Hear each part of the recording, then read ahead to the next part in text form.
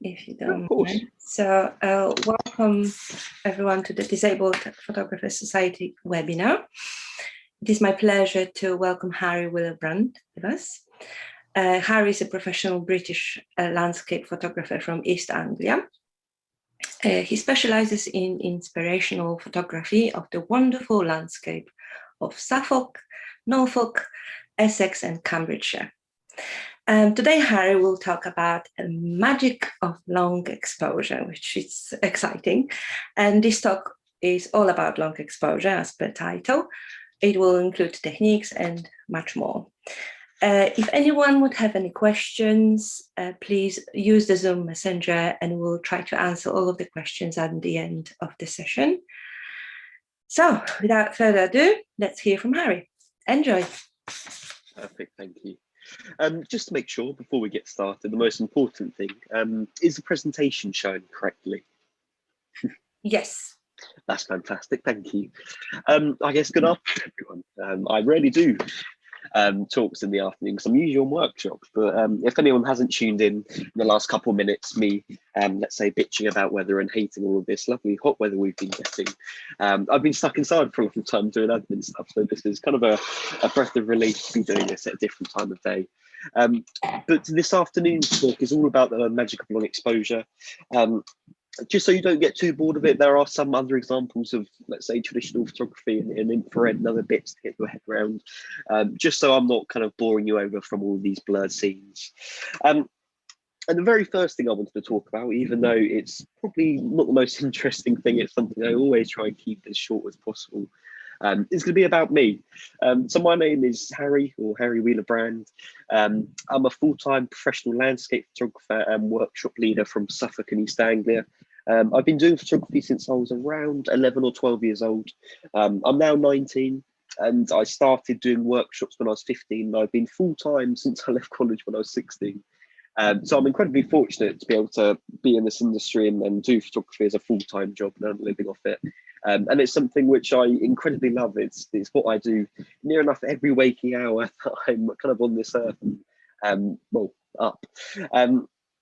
And I really do love photography. I've been doing it for not as long as most people, but I've been doing it ever since I was 11, as I said. And I originally got into it because my mum used to do all of the print and advertising for the National Trust in the east of England.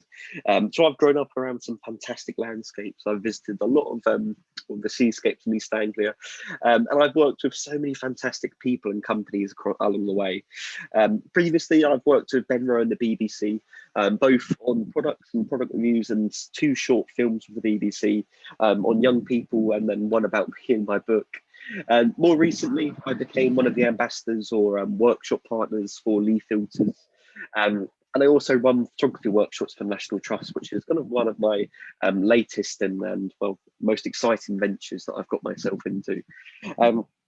But probably the 2 biggest and newest things that have happened to me.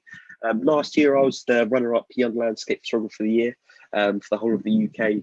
And I also released my first guidebook after 3 years of very hard work and a lot, around 22,000 images, which are broken down into only around 400 to be put into the book. But I won't go into that now. I'll get into some more other interesting bits. And something which people, some silly reason, speaking to camera club stuff to hear about, is going to be my gear and cameras and stuff that I take out and about with me. I'm a very traditional and I guess natural photographer or landscape photographer, in a sense where I don't use Lightroom or Photoshop or any, I guess, post-processing tools on a computer to, I guess, manipulate my images, which is a big reason why I use filters. So whenever I go out, this is kind of what I take with me. So firstly, my main color body camera is a Canon 5 DSR, a very big powerhouse in terms of the camera. It's around 50.4 megapixels, which is perfect for large format prints, for print and advertising, and probably and most importantly is actually using these images in actual, I guess, printed material like books or calendars. And just above is going to be my small infrared camera, which I'll be going into a tiny bit later into the talk. And for any of you that are wondering, it's a Fujifilm X-A3, which has been converted to 720 nanometers, a very specific range in the very broad light spectrum in terms of infrared photography, but perfect for black and white, something that I've really gotten into these last couple of years. And I only use a couple lenses. I used to have a hell of a lot more lenses. I used to have around 5 or 6 lenses that I took out me full time. But now, because I spend well, most days 5-6 hours in the car driving to workshops or in commissions, or well, before all of this, traveling the world, bits of Europe running workshops and doing commissions. I always wanted to try and keep my camera bag as small and as well, unheavy as nearly possible. Which is kind of the big reason why I only travel these 2 lenses. The big reason why I only have one wide angle, where a 16 to 35 wide f4, and then just to left the 70 to 200 telephoto, which I have to admit isn't really used that much. Just to the left is one of my travel tripods. This is the one which I find myself using most of the time. It's a Leophoto, I think 256C, with an Arca Swiss geared head on top, 3-way. And just the right is kind of my, I guess, my daily out and about filter set, which comprises of a couple ND filters, 6 stops, 10 stops, 15 stops for long exposure, and a multitude of polarizers, grad filters, color aspect filters, and lots and lots of other interesting stuff. But on the conversation of filters, and of course tonight's talk, this afternoon's talk is about long exposure. Filters are incredibly vital when you're taking a long exposure image, or even thinking about doing long exposure in terms of photography. You'll always need an ND or a neutral density filter to get these effects done, unless in the very strange or very small opportunity that you're at a very, very dark location at dawn or dusk or blue hour, when you can naturally get away with using 15, 20, 30 seconds naturally. But for me, the big thing about filters, and the main reason why I talk so strongly about filters and dedicate whole talks to filter use, is going to be, as I said a tiny bit earlier, that I don't use Lightroom or Photoshop. I spend most of my time all around East Anglia, kind of trying to get everything right in camera. I'm a very planning heavy person, which leads me quite nicely onto the first subject or section of 3 sections in this afternoon's talk. And the very first section is going to be going into some example images and me breaking them down and showing you, I guess, my eye behind the images that you see. The very first image that you see here is from a quite noticeable location. If anyone here is from East Anglia or knows any other East Anglia photographers, this is Cobbold's Point on the Suffolk coast. They're a very recognisable place for long exposure photography, and probably one of the best places to learn long exposure and experiment with shutter speeds. Mainly because of the composition. All of these groins, or I guess war era groins or sea defences, that kind of drift out to sea, are perfect for either building a very minimalist image or an image with a lot of meaning behind it. This image was shot at f/18 around ISO 100. It was around 50 or 100 at the time. I can't actually strictly remember. And it was at a shutter speed or an exposure of 400 seconds, which is quite long. And for anyone that hasn't done long exposure, you're probably thinking that I'm going to set my camera on fire by doing that long of an exposure. Don't worry, it won't. Your camera will be absolutely fine. But using long exposure is a very subjective and diverse thing. Where you don't have to necessarily use it at the coastline. You can use it, as one example, here in the very kind of furthest tip in Suffolk, where you can get into the Norfolk Broads. This kind of rests on the Suffolk and Norfolk Broads for me, at least. But this is a good example of using long exposure, not for its stereotypical meanings. Where I was at the time, I was waiting for lots of these cruisers or boats to go by, and I was quite happy with the composition. I love kind of the leading lines, the pushing angles, trying to lead the viewer's eye out to the wind pump in the kind of the middle / top third of the image. But the big thing was the water was still. If I did a long exposure, I wouldn't have got any reflection in it. And I didn't want to do kind of a still image because I wanted to get rid of all these pesky water movements and birds on the water. So I wanted to give it enough time to kind of blur all of that out and remove things from the scene. But equally, when I started experimenting, I thought, why not let kind of a boat drift past in the scene, create some movement, create some interest back in the scene, and add something back which is being taken away just by using long exposure. And it worked quite well, if I'm honest. I'm quite happy with this image, just down to the fact where it was experimentation, which is one of the most key and important things in photography. But this image has always had a fond place in my mind, just because I always relate to long exposure with being either very coastal or sometimes inland with terrific fast moving skies, or of course fast moving or interesting water. But this image here for me is one that kind of breaks the mold, I guess. It's one which was truly kind of just taken to experiment and something good came out of it. But other times, a more traditional use of long exposure or short long exposures, as you can see in this image, is more used on the sense of transforming a boring scene into something that's quite interesting. This is taken at Southwold Pier on the Suffolk coast, a brilliant place, one of my favourites. And I've always loved the opposite groins on either side of the actual pier. They've been fantastic in terms of composition as linear lines or triangular shapes that kind of push the viewer's eye into the centre third of the image. But I've always been amiss with the foreground in the image. Whenever there's been water in, of course, shooting at a stereotypical 100th or 50th or 20th second as the tide kind of moving in or drawing back out, you're not going to get that much movement in it. You're going to have quite a still image, which isn't really that interesting to actually look at. Which is the big reason why I kind of opted to use a quarter of a second or a half or a sixth or an eighth. All of these slightly slower shutter speeds enables you to just blur the water that tiny bit more, which of course is interesting. It adds movement back into the image. It adds something for the viewer's eyes to kind of grab onto in the very first foreground or third of the image itself, which is so important. The third for me is something which I heavily rely on when I'm composing or breaking down an image. As I've said lots of times, I'm a very natural photographer where kind of I rely on lighting, patience, tide times, weather, seasonality, and a lot of planning to get an image right, rather than kind of diddling around in Photoshop or Lightroom. Which I've started to experiment more now, I have to say.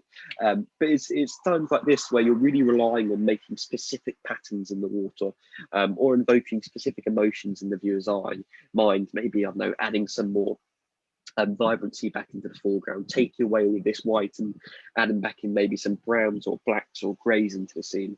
All of these things slowly balance out the image into being, I guess, a tiny bit of a better image. Of course, you can't define better in photography, but personally for me, it massively made sense to slow down the shutter speed that tiny weeny bit more, just to blur the water as it was going back out to sea. And going back to Cobble's Point now and Felix, though, it's a place which can be shot from many angles, from many different tides, which leads me quite nicely on to a very short insight into planning. With long exposure, of course, you're reliant on either clouds or water. So having water at a scene is quite important, and if it means waiting for the right tide or visiting at the right tide to make sure that the water's either around or not around a specific thing that you're shooting is very important. Just because different tides give you different results. Where the very first image that you saw of Cobble's Point was probably the highest tide I've seen around the last 2 or 3 years.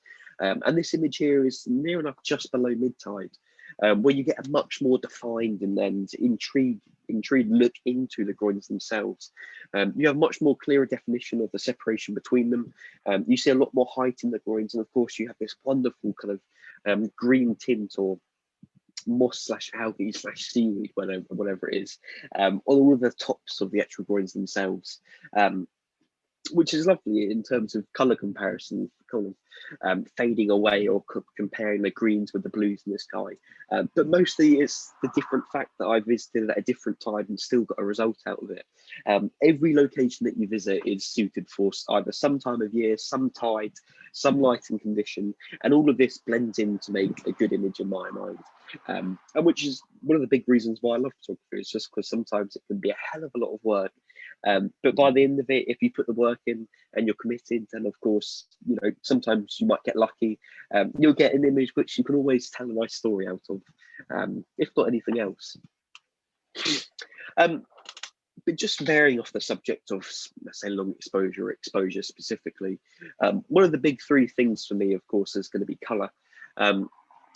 Colour is often either over-defined or undefined in terms of landscapes.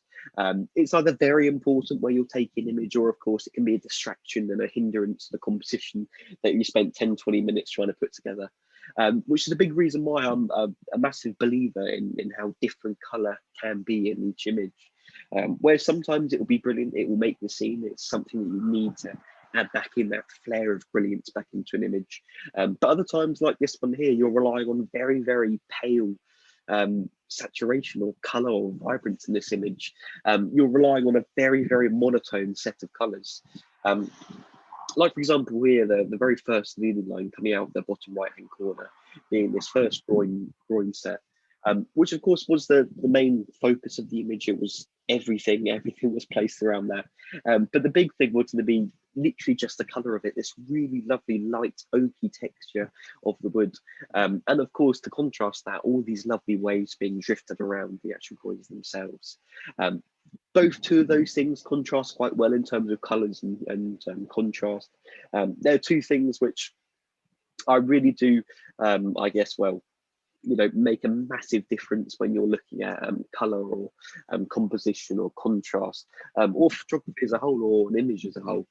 Sometimes breaking an image down to its most core and fundamental bits, whether it's going to be lighting or exposure or shutter speed or composition, taking it step by step and building it from, I guess, the ground up, for me is one of the finer things in photography. So I do quite enjoy it. But other times, like this next image here from Southwold Pier, which is actually Southwold Pier this time, not one of the groins just to the right of it, it's going to be a scene where colour massively suited it. Obviously, the foreground of this image is very heavily dominant white. It's a very monotonous colour. And of course, the clouds don't do any justice either. They're very dark, they're very moody. Of course, they contrast well with the whites in the foreground. But I didn't want this to be kind of a moody or unplayful image. I wanted it to be quite nice to look at. I wanted there to be subtle blues, subtle pinks, even a kind of a very small tinge of red or yellow coming in. Which of course I can't just create. I can't, snap my fingers and it comes out of nowhere. I eventually waited and waited and waited until that certain time, just after sunrise, around 45 minutes later, the strangest thing, after it cleared the cloud bank, it went behind a very, very big, dark, ominous cloud just before the rain came in. And it lit up all these very high clouds in the sky, which were perfect for underlighting. And it created such a wonderful palette of blues and pinks and yellows, which I really think contrasts the foreground really well. It's taken an image which was, I guess, very heavily dominant in terms of shutter speed and interest in the foreground, into a balanced image where the colour's playing its part correctly and it's not being distracting, or it's not too obvious to be, I guess, the main dominance of this image, which I have to say, sometimes it really is. And this is a strange one now. This is more relating to my natural take on photography and also colour and exposure. As I said, lots of times I kind of like the finer things in the landscape or seascape. I love visiting at the best times of year where you get the best colours or tides or weather. And I don't really enjoy people being in my images. I've never been quite a big people person, especially in photography.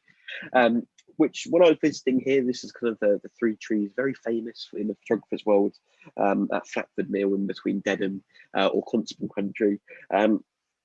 I felt like it was missing something. I'd shot this scene many times. I've been to Flatford a good 200-300 times over the last 4 or 5 years, and it's a scene which I've seen through the seasons: snow, sleets, hot weather, cold weather, lots of clouds, no clouds. But I was getting bored of it. I couldn't find a different, I guess, composition or aspect of this image, which really stood out and was really interesting and apparent to be unique. Which is one of the reasons why I started experimenting with different things like people or cars or planes even sometimes. And with this image, there was a lot of green in it. It was a very heavily green image, which is good. It's natural. It's part of the quintessential British landscape. But there was something missing. And as I was on location, kind of kicking myself for not going to the coast instead of inland. Because at that time, when I was taking this image, I was around 1.5 years behind on my book. I realised just to my left there were 2 canoeists coming down the river, with this incredibly bright neon orange canoe, and another canoeist with a bit of a whitey slash bluey one on the right thing just in front. And what I didn't want to do was use a fast shutter speed and capture them in action, have two people blocking this wonderful, beautiful scene.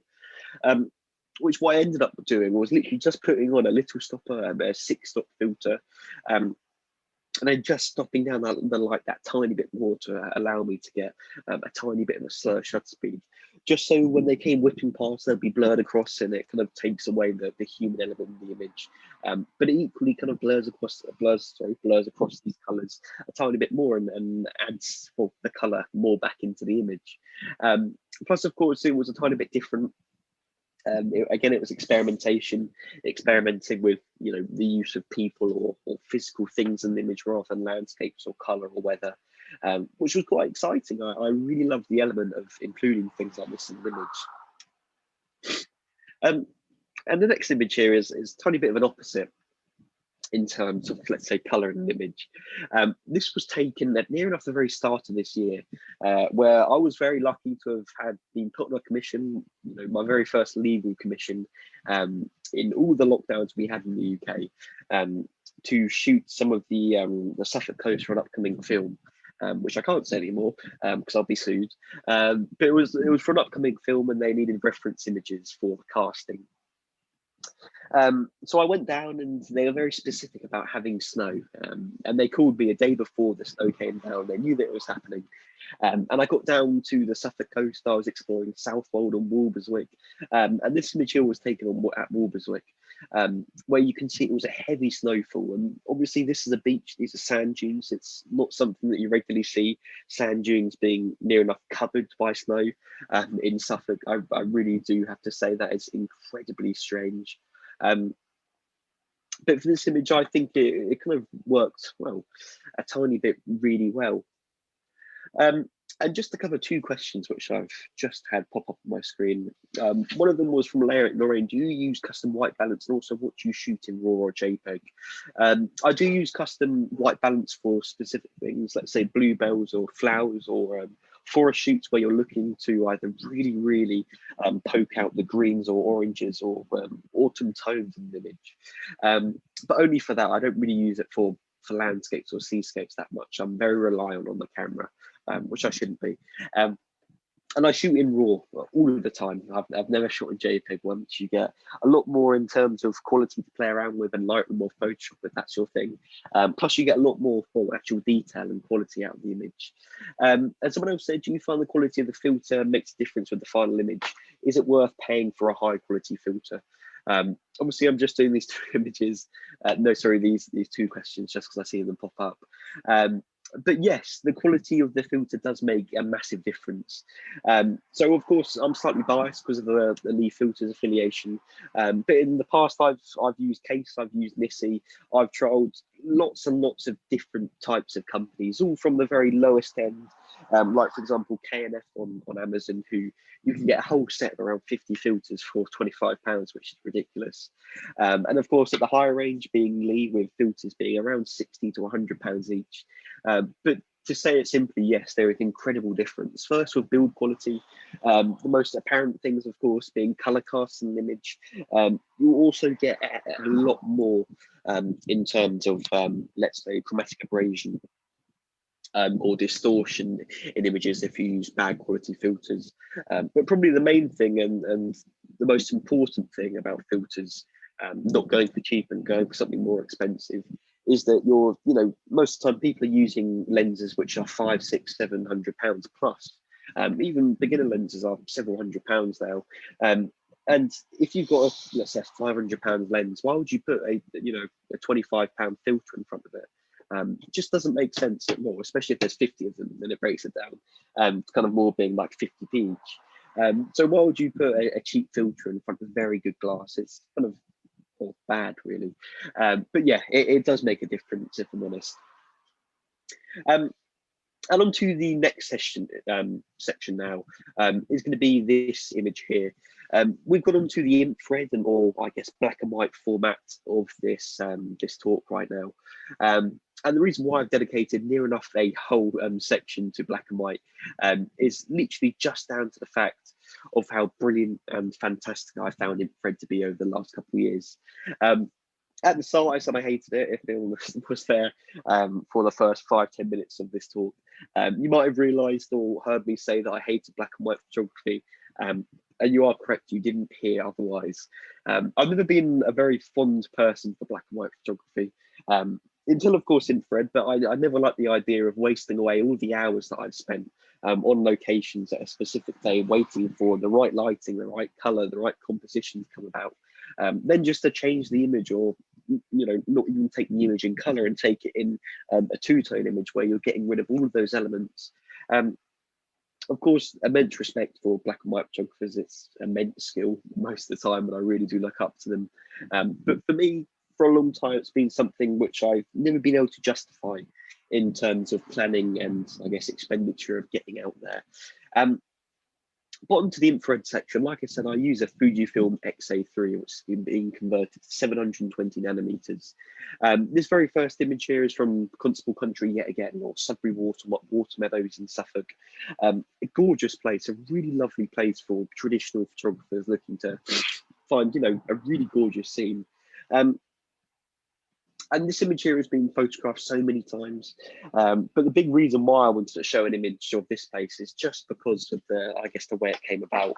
A lot of the photography that I do is either early morning or late at night, sunset, sunrise, blue hour, dusk, dawn. I never ever do workshops or any other bits during the day that much, just because I see enough of the blue skies when I'm in the car. Plus, blue skies are interesting, and of course clouds are, but dramatic colours or maybe storms, all of that are things that I'm aiming for. Until I got an infrared camera, infrared completely changed my perception of light and colour actually in an image, and how important it is to actually take a chance sometimes, and even sometimes incredibly annoy yourself when it all goes wrong. But for this image, it was kind of a good testament for using a camera during the middle of the day, during the height of summer. This is around 3 years ago on a workshop that I did for infrared. And I was really impressed with the differences that an infrared camera were giving me, if I'm honest.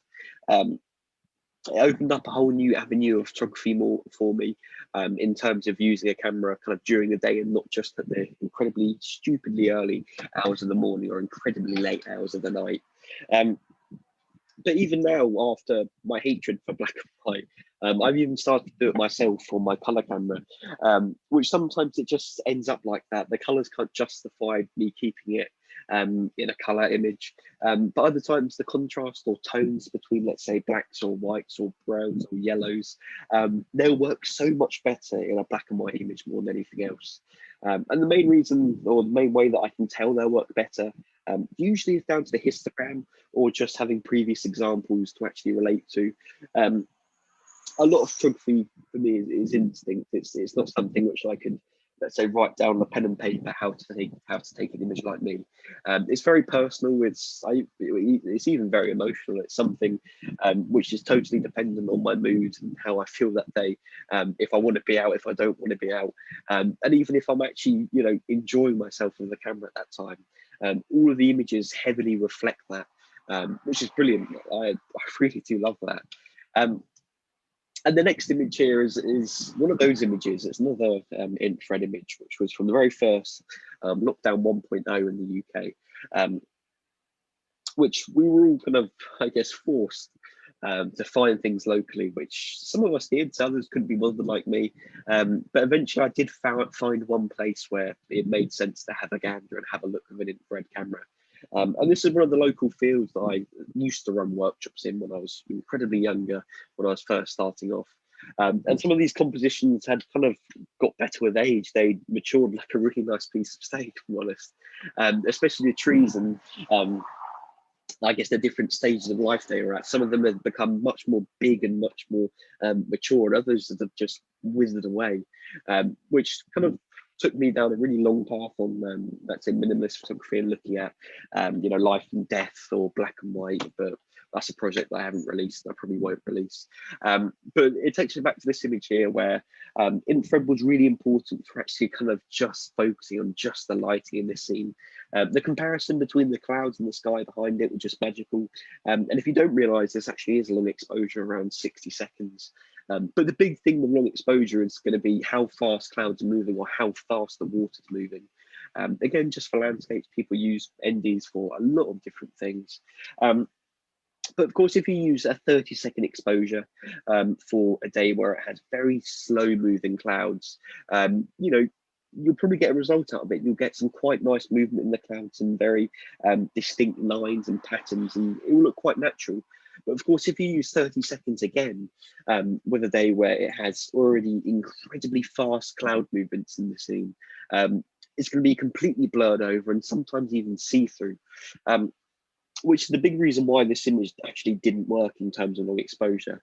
The clouds were completely off. There are around 3 or 4 sub-layers of clouds in terms of the very bottom or the lowest bearing clouds were just too low and too big and too distracting. And the very highest up ones weren't moving in the slightest, which meant when I did a long exposure, it was only suiting towards the very biggest and fluffiest clouds, really close and really actual, I guess, low in the sky. Which is why this image is incredibly confusing, but a very good example, a very good example about how sometimes you need to plan more. And of course, mistakes are good. They're brilliant. But there's a whole section for that in the next half. But I really hope you will have enjoyed the first half so far. Now I'm just going to quickly speak about my book, and then we're going to go into a short, I guess, 10 minute break for everyone to get away from me for 10 minutes. As I mentioned at the start, I started writing my very first photography guidebook when I was around 15. This was a bedroom project at the time. I never realised what it would do to me. And when I released this book last year last year in September, it got picked up by the BBC, ITV, Lee Filters, and to date, this wonderful book has sold around 3,000 or 4,000 copies across the world. And this book has had the culmination of around 8-9 years of landscape photography throughout all of the best locations in East Anglia that you could ever dream of.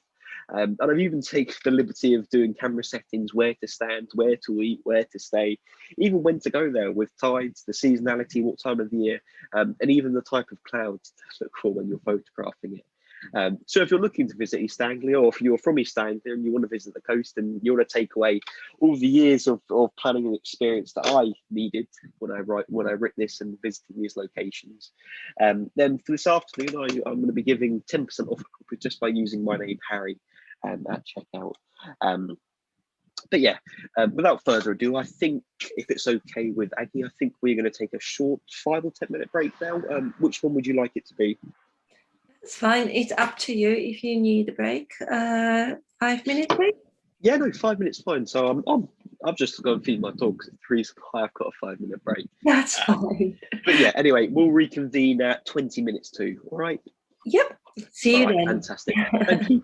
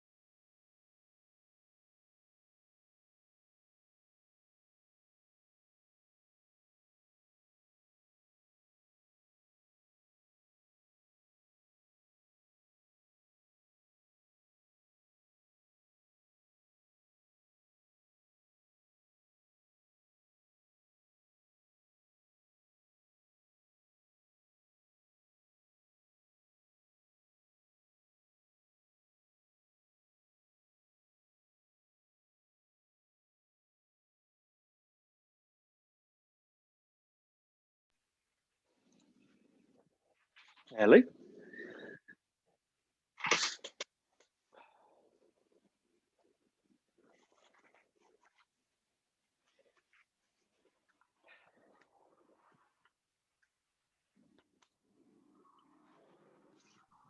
Well, hello back, Harry. Hi. We have some questions. As Lorraine says, I'm sure you can see it. Yeah, I was about to say, would you like me to do them now, or do you want me to do them? Shall we do them at the end, I suppose? Yeah, Yeah. no, of course, yeah.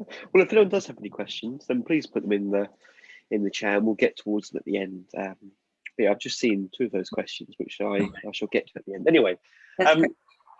for the next half of the talk this afternoon, nearly evening in 20 minutes, it's going to be one section of Norfolk, firstly the coast and the Broads, and the other one is going to be one of East Anglia's forgotten counties, which is Essex. If you don't know it, it's not the most, let's say, well photographed place. Anyway, to go straight into it, and probably one of the most important, probably actually the most important thing, and the thing that I spend the most time doing is going to be planning. And what comes with planning, of course, is going to be patience.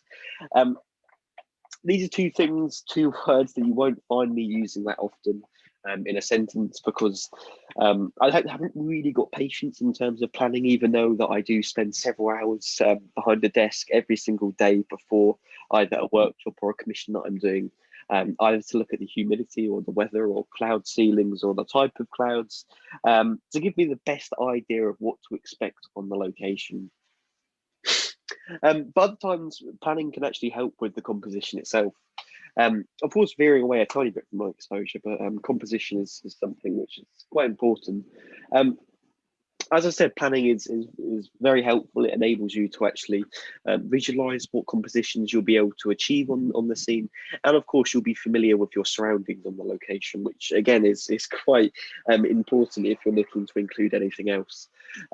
This very first image was taken from Hardy Mill in the Norfolk Broads, a very lesser known, let's say, wind pump in the Norfolk Broads, which isn't photographed that much. And for that reason, I kind of made it my my mission to kind of spend around 2 or 3 months photographing this mill, throughout the very beginning of spring and the very end of winter.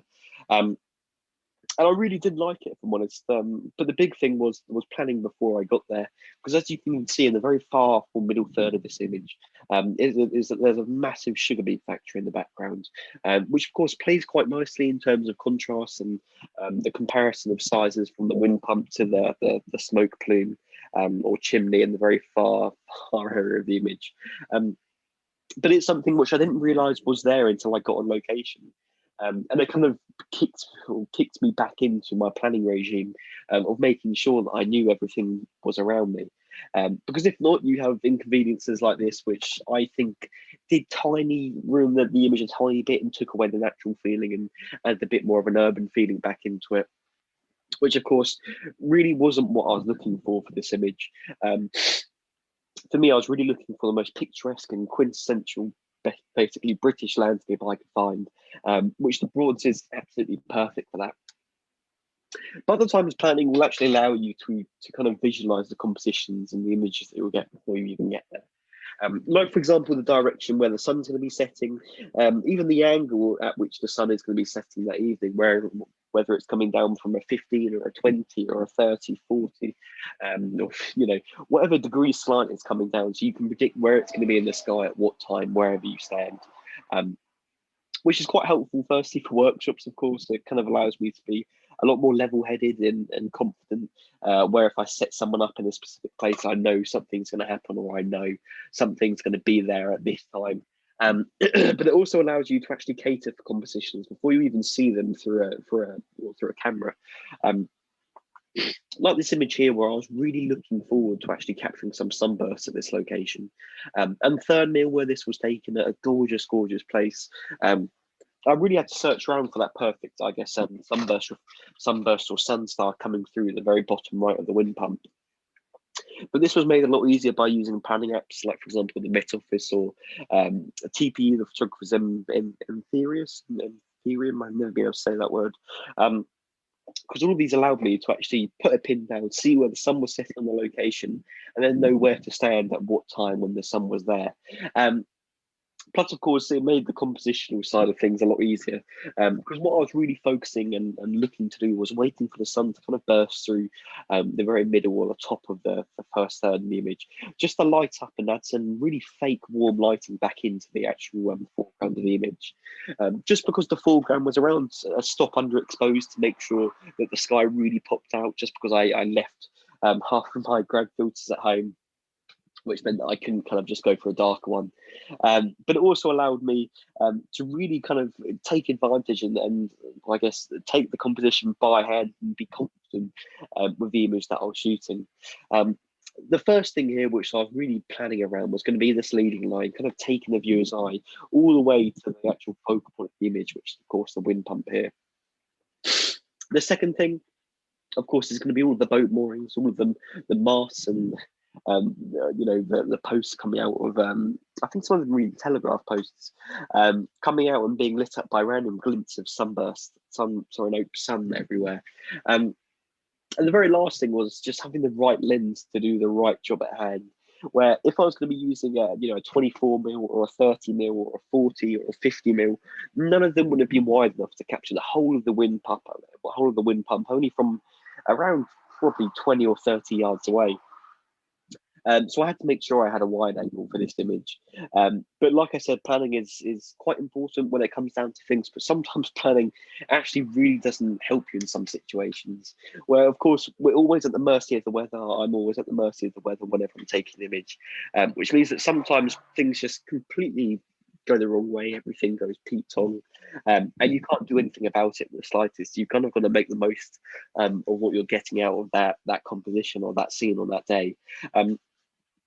And this next image here is from Horsey in the Norfolk Broads, or National Trust Horsey, which is a purely gorgeous place. It's one of the newer places I've started photographing for my newest project that I'm doing, and it's really kind of, I guess, challenged me and challenged my patience in terms of finding unstereotypical or, I guess, unphotographed angles of this place. And the one big thing I was gambling on was a sunburst. Sunbursts are brilliant in evoking fake lighting or fake warmth back into an image and making it look a lot more inviting than it actually is. And the big problem I was having with this image is that the sun was just too bright. There was nothing to clip it behind.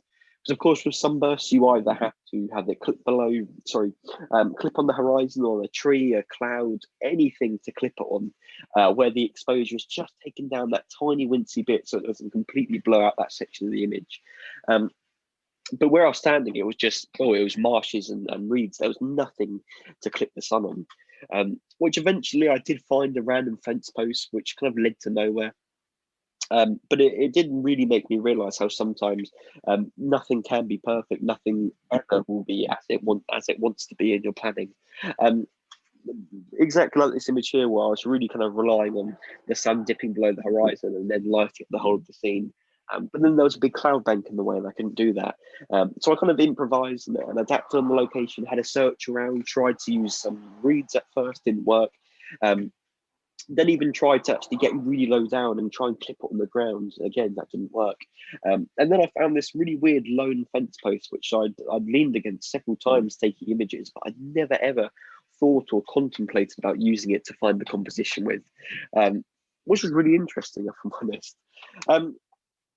And the next thing or at least I'm going to be going on to, is the little things do count in an image. And by little things, I mean all of the fantastic things which make up a great photograph. And as the last section was planning and patience, you kind of need a bit of that now as well. Where this first image taken at Cromer on the very tip top of the North Coast is a really good example at my eyes of kind of being persistent and making sure you know what you want to get out of the image. Where this very kind of last groin before you get towards the pier is actually incredibly long. At low tide, you can kind of go all the way out to the very end of it, but you'll get completely soaked. Or of course, you can shoot it from the shore at high or low tide, but it's riddled with rocks and annoyances, which I just really didn't like. Which is the kind of the big reason why I I went for it. I kind of took my shoes off, I slung them over my bag, and then waded out near enough up to the very bottom of the cargo trousers that I had on me rolled up, probably just below my knee, in water with the waves crashing in, just to get in the right place at the right time. So I didn't have any of the tidal effects which I had further in at the beach, kind of ruining all of the rocks in the foreground. But instead, I was much more further out into the water where, when I did a long exposure, everything was more apparent. The rocks were kind of bursting out of the water. All the different colours and contrast of the rocks were reflecting a lot better, and they weren't being polluted by sea foam or the actual tide itself. And it worked really well. This was an image which I kind of look back on quite a lot and make sure that I test myself and kind of put myself through the horrible endeavours of getting absolutely soaked in the very height of winter. By the times it's simple things, like for example rainbows that are seen or specific exposure times, or even things like these very two small people here to add a depth of scale back into the image. And this image here, if any of you recognise it, this is kind of the front cover of the book.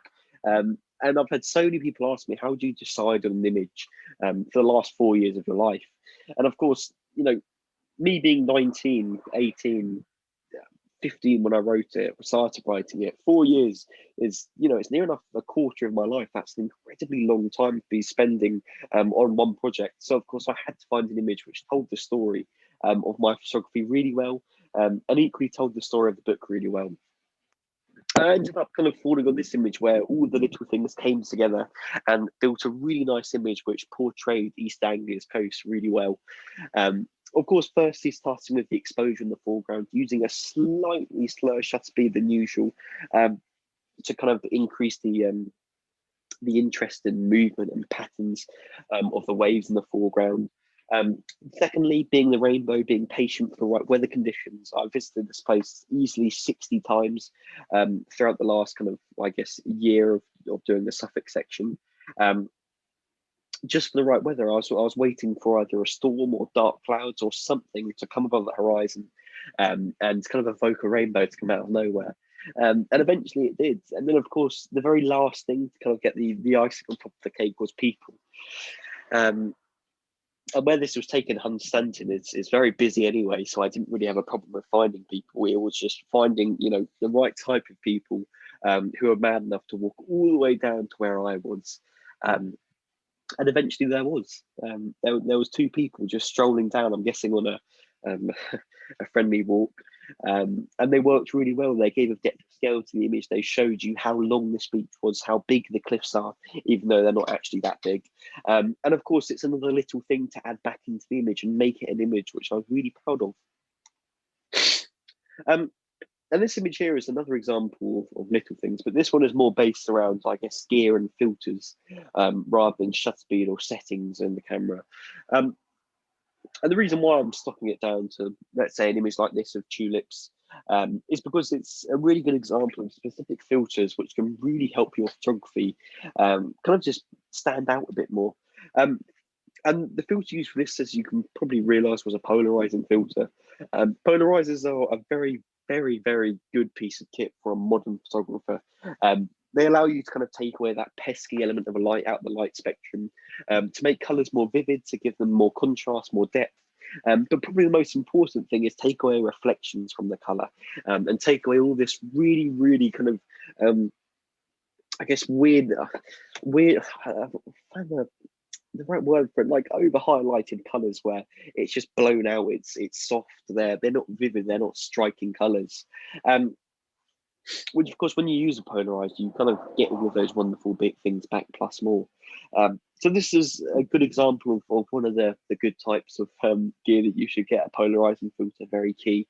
And the second thing, as we've been speaking about the whole of tonight, is going to be ND filters.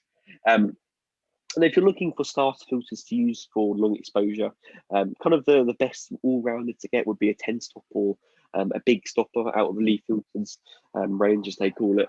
But a 10 stop filter is probably the most universal one where you can be using it at sunset, sunrise, during the day, just because it won't be too dark for kind of dark times of day, but it also won't be too light to use throughout the day to actually kind of get any movement out of the sky. It's kind of like the Goldilocks situation where it's just about right. And that leads me quite nicely onto this next image here, which is one of the only images that I've ever taken where I use an ND filter to remove things out of the scene rather than gain something.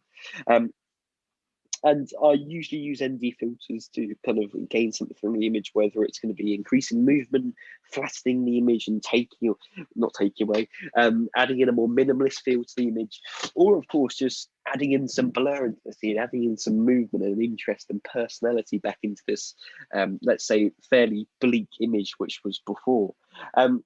But for this image, the main thing was that I'd found myself at a very polluted beach, full of people, full of kayakers, full of even dogs in the water. And the one thing which I cannot get away from on the Norfolk coast is people most of the time. And of course, I was really looking for a really still and minimalist image on the Norfolk coast.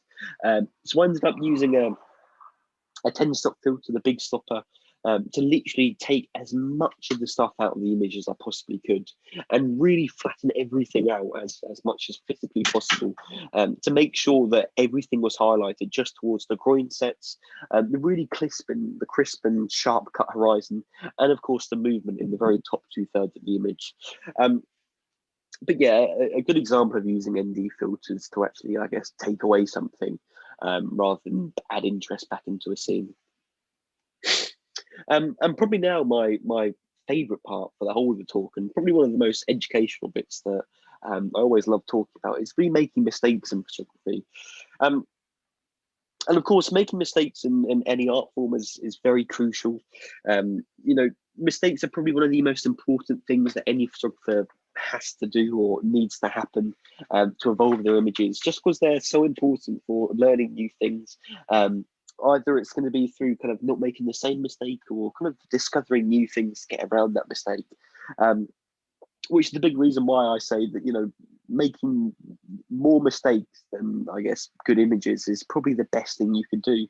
I must take at least 50, 60, 70, 100 images sometimes on a shoot.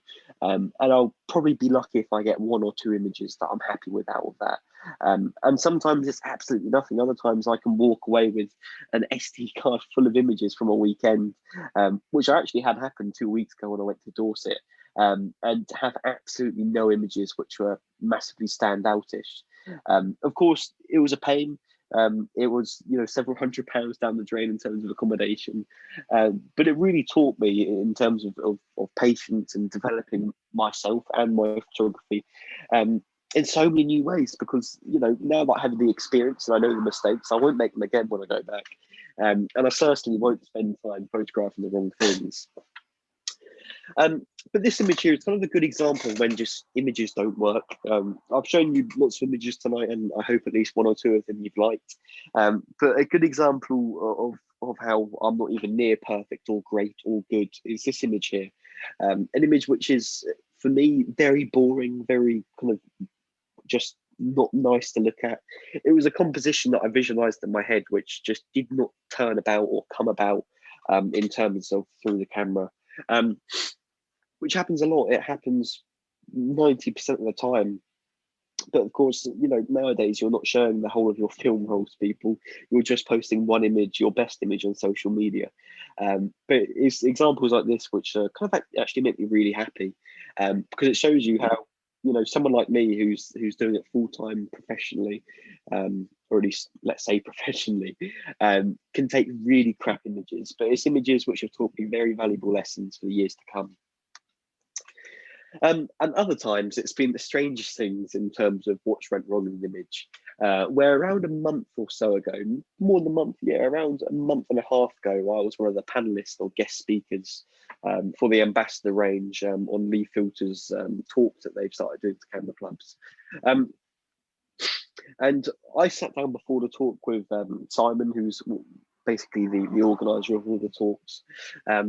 And what we always do before any of the talks of Lee Filters or anything for Lee Filters in general, whether it's competitions or talks or lectures or giveaways, anything like that, even if it involves a photographer or not, we always sit down and have a look at the presentation. And I sat down with Simon and had a look at this presentation with the images on for that night.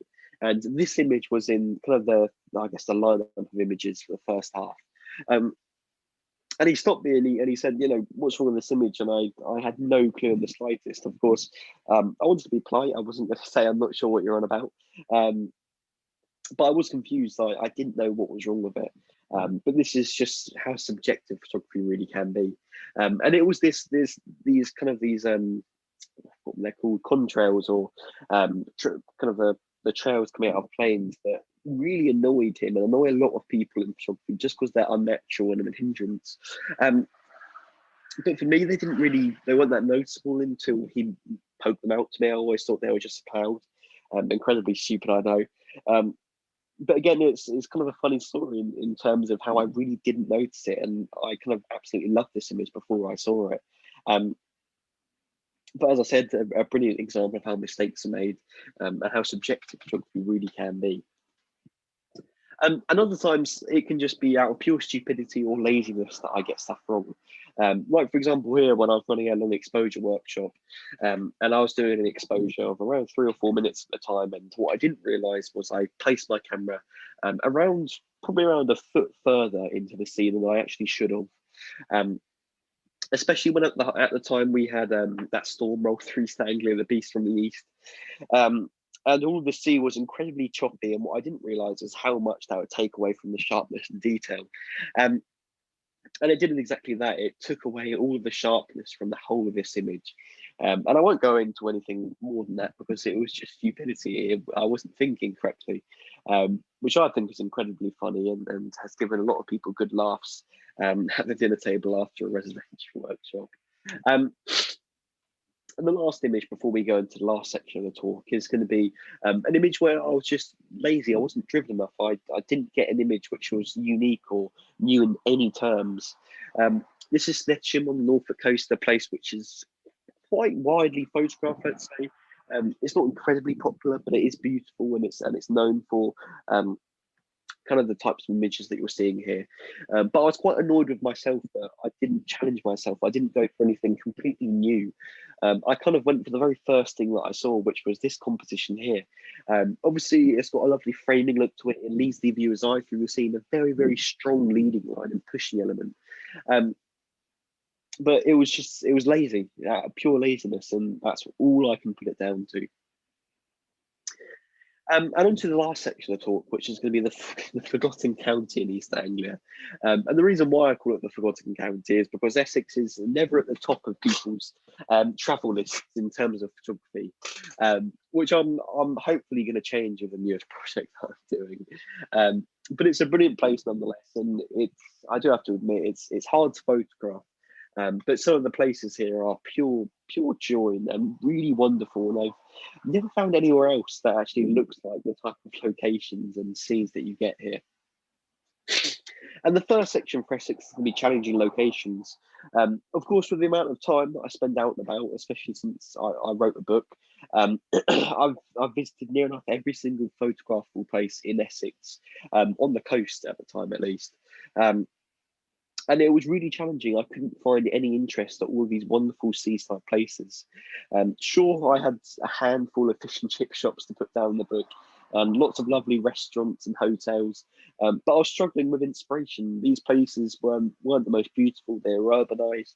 There was nothing terrifically unique or brilliant about the compositions that I was finding, which is the bigger reason why, I had to have a lot of patience and I guess a lot of gut to actually spend 2 years that I actually spent on Essex at the time, to try and get it right.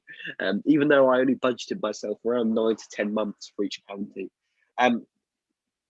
But of course, when you're stuck for composition, and you're finding all of these challenging places that you can't find images of, sometimes you'll turn around and you'll find something which actually worked really well.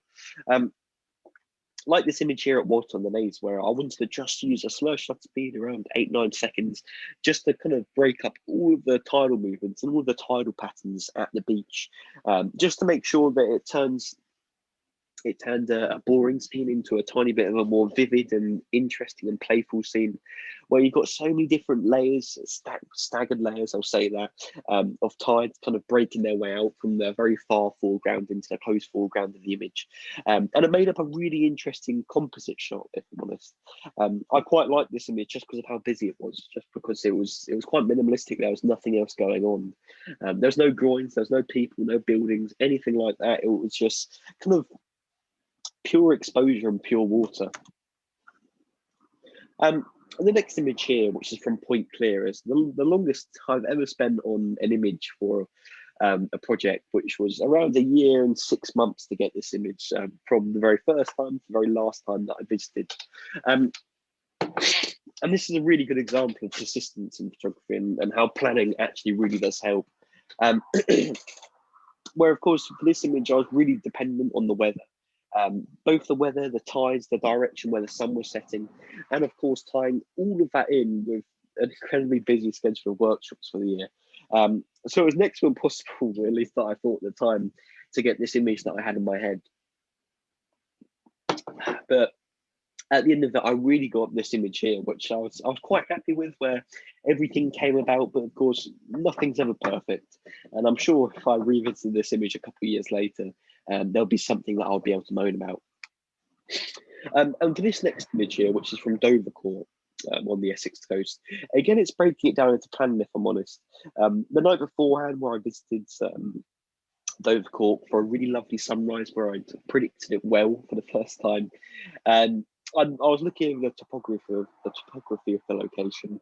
I was trying to find a part on the beach where it was a lot lower and it would enable a lot more still and stagnant water to form at low tide, where I would still have an abundance of all these ripples in the sand as foreground interest, but I was always looking for reflections, and of course finding reflections in, you know, all this staggered foreground full of mud, full of interest, which is brilliant. I can never find kind of a free and untouched area of water where it just wasn't being covered near enough completely by sand. So eventually, after spending a rather long time looking around and searching around on Google Maps and Land Registry, and a lot of topographical sources, I found a very small section in the bay where it was a lot lower, which was brilliant for me. It meant that there was going to be a lot more still water. It would enable me to get more reflections out of the image. And of course, it broke up the image that tiny bit better, where I had this really, really simple leading line from going from right to left and swirling back in and leading the viewer's eye to the end point, which is, of course, the lighthouse here. And now we're up to the last segment of the talk, and the reason why I've broken down every county without a favourites bit, and Essex is the only place where I have favourites, is just because Essex has been really challenging, if I'm honest. Thoroughly enjoyable, but the images have been really challenging. So as soon as I get any images out of them, most of the time I'm quite happy with the amount of work that I put in, and then I guess the end result images. And the very first image to show you, again from Dovercourt Lighthouse, is this one here. This is only around 1.5 years old, and it's an image where I was really focusing on weather conditions more than anything else. Of course, you always want a brilliant sunrise. You want this, you know, this sky on fire feeling with pinks, oranges, blues, yellows, reds. But most of the time, it doesn't work out like that. So, of course, the one time where I do get these guys was on a workshop. And usually on workshops, I don't really take pictures. I just teach and guide people. I kind of have the camera on a tripod just for the effect. I never really take images myself. And this was one of those strange times where I actually ended up clicking the shutter button more than once or twice, which weren't examples. And this image here was so lovely and such a well-timed image where you had this really stereotypical look of the groin leading you out towards the lighthouse here. And of course, the actual tide here, which brings you from left to right, which of course, in the very far background, you've got all of the cranes at Felixstowe Harbour, Felixstowe Port, sorry, which I think just add into this image. It brings such a urban, lovely feeling back into this really natural and peaceful seascape, sorry. And probably the biggest reason why it's kind of ended up in my top 3 for Essex. And the next image here is from Brighton, see, on the Essex coast. And this is, one of my very first long exposure images that I did 7 or 8 years ago, and it's an image where I absolutely love the effects of what an ND filter gave me for an image, and this was kind of the starting point for my love of ND filters and long exposure photography, where I really realized how diverse and dynamic the use of these filters could be for an image. And I also realized how fantastic they were, I guess, at actually building kind of interest back into a scene. Plus, it meant that I really had to put my head kind of, into the image a bit more than I usually did. I had to keep an eye on where the clouds were going, how fast they were going, if they were big, if they were small, if they were high up, if they were low, which was so interesting. And probably the only reason why I chose this image here, even though it's quite boring, the main thing was the planning and the experience that I got out of it. Plus, of course, you've got this really obvious look of how the right hand of the image is very big and in your face, and then further and further you go to the left is a lot more smaller and subtle, which is good, especially in terms of leading lines. And the very last image of the talk tonight is going to be this image here from Brightington yet again. And this was near enough the 5th or 6th image that I got when I was out that day with the ND filters for the first time. And it's an image which has stuck around ever since I took it 7, 8 years ago. And it's an image which I absolutely love to bits with all of my heart, just because it's the culmination of passion in photography. And that leads me quite nicely onto a quote that I absolutely love by an incredible photographer, Peter Adams. And it's something that kind of brings me onto camera clubs and competitions, and I guess the reason why people get into photography. I always hear at camera clubs about competitions and one-upping each other and comparison of images. But I think the brilliant thing about photography is how unique and subjective it can be. Of course, everyone loves photography, and the biggest thing that I want people to get from my talks or workshops, the only thing, to be honest, is just enjoying it, which is the big reason why this quote is always so paramount in all of my photography. Firstly, because it's a pun and play of words, but also just because of how true it is. But I really hope everyone has enjoyed the talk this afternoon. I hope people have gained some useful insights into the use of long exposure, and also about me.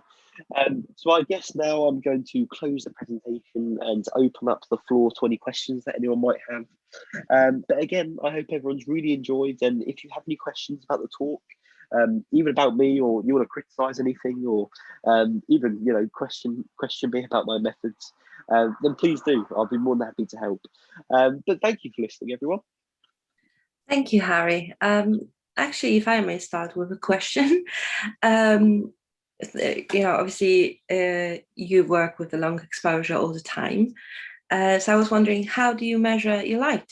Do you use a specific light meter, or do you rely on the light meter in the camera?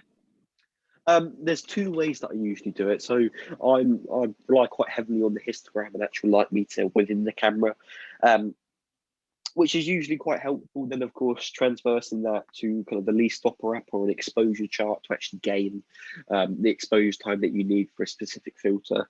But other times I actually have a handheld light meter, which I'm now looking to try and find to show you. But I think it's in one of my bags, which I'm not going to delve through now. But yeah, sometimes I use a handheld light meter if I really need to. But if I'm being honest, most of the time, I hate to say it, it's actually the one on the camera, because it is very useful, I have to say. But yeah, I hope that answers your question. That's great, thank you.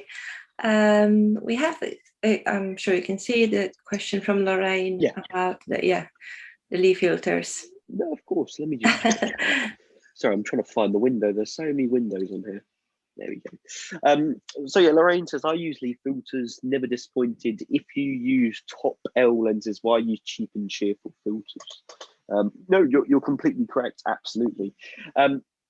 So as I said, I started with the cheap and cheerful ones, or even try them out again a year ago to kind of justify a review that I was doing for leaf filters. But you are incredibly right in that sense, where you should never put a bad piece of glass in front of a very good piece of glass. But yeah, if I'm honest, I completely agree with you on that. And the other one was just from Mark. Love the colours. Thank you. Very nice comment. Thank you, Mark. Anyone would like to ask any questions? That's your moment now. Oh, Yep. there's one. Yeah. Oh, oh yeah. How do you work out the timing for your photography using ND filters? So as I mentioned, there's two ways of doing it. Of course, you can do the kind of the traditional and very smart method of working it out through stops. So of course, if you're using a 10 stop filter, you're adding on 10 stops of light, within shutter speed. But of course, I'm not that smart, so I don't do it like that. Usually I use either the Leaf Filters app or an exposure chart, where literally if you input the shutter speed you're using before putting in an ND filter, it will then kind of push that through its magical machine and tell you what shutter speed it will be with a whatever filter you're on. So for example, a 10 stop filter, before you use it at 30, let's say a 30th of a second, if you put a 10 stop filter onto a 30th of a second image, it's going to be a 30-second long exposure. But yeah, all of the companies have their own apps or charts that you can print out, and they are really helpful. Kevin said, Harry Lee, thanks for an interesting talk. I hope that the photos from today's talk of settings are in your book. They are indeed, yes. A lot of them, plus another, probably around 200 or 300 more. But no, thank you for your kind comment. That's great. Right. So anyone else? Any questions? I'm sure that if anyone got more questions or afterthoughts, they can contact you through your website. Oh, well, of course. Oh, there's one, Teresa. Yeah. Teresa, as a beginner, what filters would you recommend buying? It's very dependent on your budget, if I'm honest. There's a sore subject budget for filters. I would recommend, if you have a pen and paper next to you, I'll give you 2 or 3 seconds to find a pen or paper or write it down somewhere. You'd want to start with a set of grad filters. Of course, one soft, one hard filter, most probably a 0.6 of each, just because they're the most universal ones. And then you'll be wanting to get an ND filter, which the most universal one is going to be a 10 stop filter, just because most of the filters are used for specific times of day. So for example, a 6 stop filter is near enough always used for sunset or sunrise, unless you're going for an incredibly long exposure. A 10 stop filter is universal, and a 15 stop is used for near enough only during the day. Because if you try and use a 15 stop filter at sunrise, you'd be there for a good couple hours. But yeah, you'll need a filter holder, the adapter rings, and then of course those 2 grad filters, they're the best ones to start you off. And then of course a 10 stop filter. But yeah, if you need any help, just drop me an email. I can send you over some links. Also, I've got another one here. I do like your moving clouds. How do you work the timing out? Usually with, I guess, well, making sure what movement I want out of clouds is just by judgment, and actually, having done it in the past, there's no real way of calculating it. Sometimes I guess doing it hit and miss, and I guess just rinse and repeating images to find out the best exposure that works. It's kind of the best way of doing it. But usually, the higher up clouds are, usually at least, sometimes it differs. The higher up they are, the slower they move. The lower down they are, the faster they move. It's near enough the opposite, where the higher up clouds are in the sky, the better underlighting you get, the better colours. And the lower down they are, sometimes you get underlighting in colours, but usually they're the darker and the moodier ones. Yeah, a lot of it's experience and kind of experimenting. Experimenting is very, very good. It's also quite interesting, but I have to say, other times it can be very frustrating, but it's worth it in the long run. I suppose with the cloud movements, I'm sure you're watching the weather and the prognosis for how the speed of wind going to play out. Yeah, using Met Office or AccuWeather, because they'll tell you how high the cloud ceiling is, how fast the clouds are moving, even how much cloud cover there'll be, or even the humidity or dew level, which again is quite helpful in terms of watching the weather. But yeah, lots of stuff. I haven't got enough time to go through everything, and I'm sure that everyone would probably leave the talk if I went into meteorology. Did you ever try landscape photography in the rain, so to capture the rain somehow Yeah, so that's the trip that I was talking about halfway through the talk when I went to Dorset.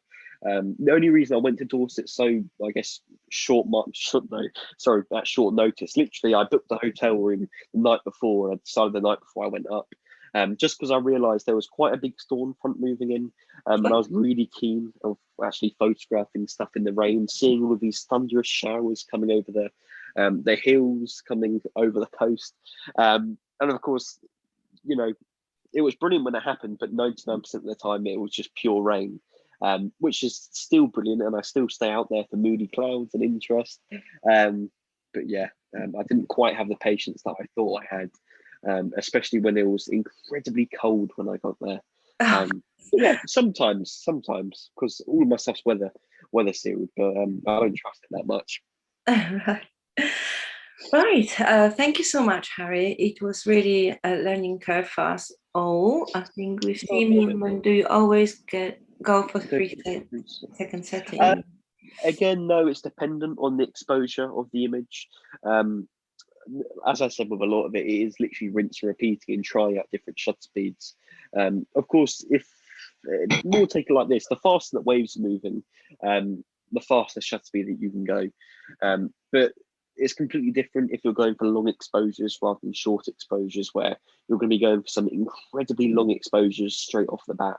But for short, long exposures, for movement in the sea or in the tides or sea foam, it's very prejudged on the sea, and you always have to rotate through several shutter speeds to find the one that works. But yeah, give it a try. Let me know. Thank you so much. My pleasure. Right. It was great to see you. I hope that everything goes well with your workshop further on.